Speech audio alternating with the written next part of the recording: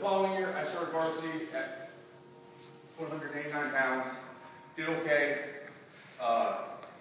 Didn't make it out of the district. I lost the first round of the district tournament. I'm pretty sure that's how it still is today. If you lose that, then you're done. They don't have an actual like wrestle back if you lose the first round. So that was your sophomore year. Yeah. Yeah. And that was my sophomore year. Then I pretty much met Coach John Gardner. Like, we still talk about it today. We were at Kitzing High School, pulls me aside, he's like, how bad do you want this? And I was hungry at the time. I was working hard, really like, didn't have a whole lot of talent, but just working my ass off. And I really got beat up by a bunch of guys, but like I still love it. So he's like, you have to go to a club, you got to get as many matches as you can, but you have to get more experience. So that summer, I set out everything in New Jersey, Pennsylvania. I could get to a tournament, pick up 2, 3, 4, 5 bouts here and there. I probably put in about 40, 45 matches over the summer. And that year, I came back to second in the district, second in the region, 6th at state. In order to place the state, I had to beat a guy that I lost to 3 times that year. So, making progress the entire year, but staying hungry. I always had a mindset and a visual in practice every day that just work as hard as I can, and knowing the opponents I was going to have to beat, and actually visualizing myself beating them. And that's what it takes. Not just beating them, but just dominating them in my head. Beating these guys by 10 points, pinning these guys, taking these guys, having that in my head, just knowing that when I got to that point, I'd pretty much already been there. Like, it wasn't something that was unexpected, because, I don't know, like, your mind's a powerful thing, and I've always relied on that to kind of take pressure off. Like, you make it to, I had like always dreamt about being in a state championship match, and I got there, and I knew as long as I got there, there was no possible way I could lose, because I'd been there every single day in my head. Like, it was every single practice, every single match, it was that exact thing. So once I stepped out on that single mat in AC, probably still blue and gold like the way it was when I was in high school, that I knew once I stepped out that there was no possible way I could lose. My energy was going to be higher than that day. My technique was going to be perfect. And that's pretty much how it went. I got out there, and I wrestled as hard as I could, and I won my state final match 5-1, 5-2, and that was the end of that. And then from there, I moved on to college, and it was kind of the same type of thing. I won my state championship at 215 pounds, and even there, I'd gone to college at heavyweight. And my heavyweight,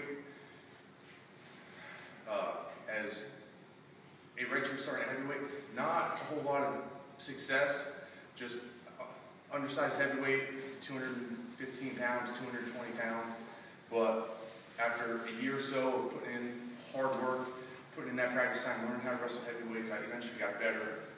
I made it to, or as a freshman in college, I was a Big 12 champion, and I made it to the round of 12. I was 1 match short of being an All-American. And then the following year, pretty much did like the same type of thing. So I got as many tournaments as I could. Still using the same philosophy that I used in high school, just putting in that time and just staying hungry. You visualize being an All-American. You visualize being in the NCAA finals. So once you get there, it's really no surprise. So pretty much coming back from that, came back the following year, actually took second in Big 12s, 6th place at the NCAA tournament. Again, same type of thing, putting in as much work as I could in the off-season, doing my strength training, getting as many competitions as I could. I was ranked first and seeded first as a junior, and I think one of the biggest things that prepared me for my following season was the fact that I was seeded first and ranked first and placed 5th. Didn't really what it comes down to is I was the top seed, but I didn't wrestle like I was the top seed. I beat everybody in the bracket before, and the guy that had won the NCAA title that year, I beat him 8 times in my college career and never lost him once. So kind of a big letdown to me. I lost in the semifinals. pretty much just wrestled a slow match, which kind of coincides with how I wrestled the whole tournament. I didn't go out there, I didn't impose my will on my opponents. I wrestled with them, but I kept guys that were a lot less talented than me in every match. And that kind of led everyone to have a little bit of an edge, just because I was never really putting a gap on. And so I lost in the semis with like 20 seconds left, got in on shot, and I just couldn't break the guy's lock. So I'm sprawled on, he's flat. I had 10, 15 seconds to break his lock. I couldn't break his lock. I break his lock, and I go to the NCAA finals, and I wrestle a guy I've already beaten multiple times every year, 8 or 9 times in my college career. So kind of sold myself short a little bit on possibly 2 NCAA championships, but I used that to fuel me for the following year. And really, a lot of guys in my weight class came back, so it was just constant grind, constantly having to train for the same exact guys I've always competed against. But I knew once I got to that tournament, I wasn't going to get touched by anybody. I had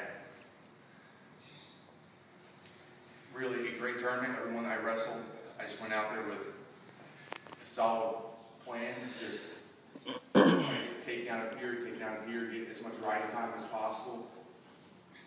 And it worked. I wrestled probably one of my best tournaments of my college career, and some of the toughest opponents that I had all my college career. So just really comes down to kind of just hard work. And even once I got to the NCAA championship, again, I'd been there so many times in my head. And it wasn't even just that year.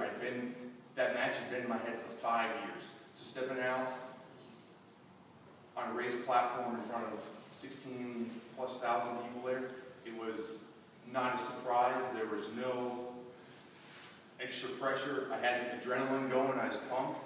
I was ready to release that 5 years of just visualizing this match. And this was an opponent that I had wrestled 10 times already. It was Jared Roshaw from Oklahoma State. And definitely one of the most talented guys in that bracket. Always wrestled hard every time we competed against each other. It was a grind. It was an absolute grind. We wrestled each other 10 times in our career, and I was fortunate enough to win 7 of them. He took 3, and a lot of those were real close matches, and they were grinds. They were physical matches. And going into the NCAA finals match, it wasn't going to be easy, but when you visualize that, I'm like back to the visualization thing. Just prepare yourself to be in those types of situations where I'm like, you've done it right. In my head, I'd already won. I'd already been there before. And I think that's the point that I just want to drive across to everybody today. Those goals that you set for yourself, if you write your goals down, write them down and visualize them. Think about being in a state final match, a region final match, a district final match with this opponent, that just has this blank face. You don't know who you're going to be wrestling, but you know when you get out there, you're going to high crotch this guy, you're going to sweep single this guy, you're going to double leg this guy, you're going to turn, you're going to impose your will on this guy. And when you get out to that point, it might not be exactly how you planned it, but the fact that you have some type of plan is going to put you a notch or 2 above you. And that's really what's always helped me. And I'm still actually using the same type of plan now. And it works. And I know other coaches will tell you that too. You got to write down your goals, and you have to visualize your goals, visualize being out there. And yeah, then just take all the talent that you have and doing what you guys are doing right now. It's exactly where you guys need to be. Middle of the summer, getting up, 8 o'clock in the morning, coming here, busting your ass, going for runs, moving heavyweight around. And that's what you need to do.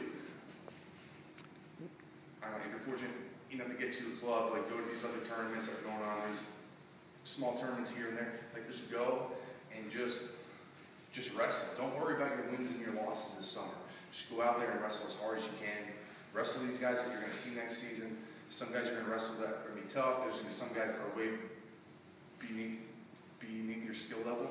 But just go to these tournaments, have fun. Even if you haven't been trained, just go there and wrestle, get that experience. If you've been to a camp this summer, if you're at a club, use the new technique that you've been taught.